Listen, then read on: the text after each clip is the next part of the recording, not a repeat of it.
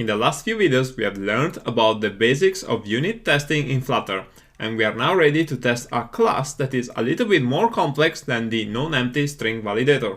And in the process of doing this, we will learn a bit more about the Flutter testing APIs. So as a next step, we can open the format class that we use to format hours, dates, and currency values in the app. And then we can add a new Dart file called format_test inside the test package. And like we have done before, we can import Flutter test, and we can also add a void main method like this.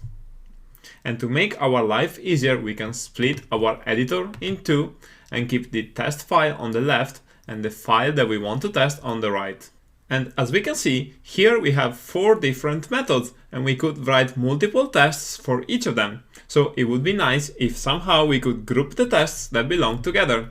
And it turns out that we can do that by using a test group. So we can type in group like this with a description, and here we could type in hours. And then we need to pass a closure like this. And inside the body of this closure, we can add all the tests for this method. So let's start with the first one. And here I can type test with a description of positive.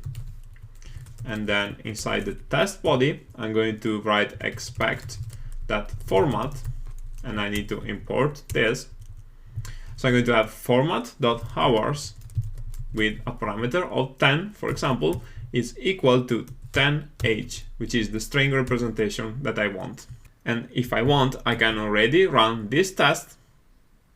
And as I can see, now this is green, so we can continue.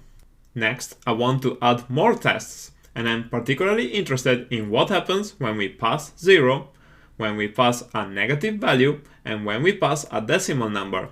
So let's add these tests quickly. And I can copy and paste this method. And here I can rename the description to 0, and I can pass format of hours with 0, and I expect 0h. And then I can do the same thing for the negative case. And here I could pass, for example, hours of -5, and I'm still going to expect to see 0 hours, because this is how this logic was implemented.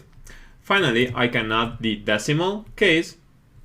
So I can copy paste this. I'm going to name this decimal, and I'm going to pass a value of 4.5 and an expected value of 4.5h. And then I can run all the tests again, and I can see that they have all passed. Okay, so let's continue on the next video.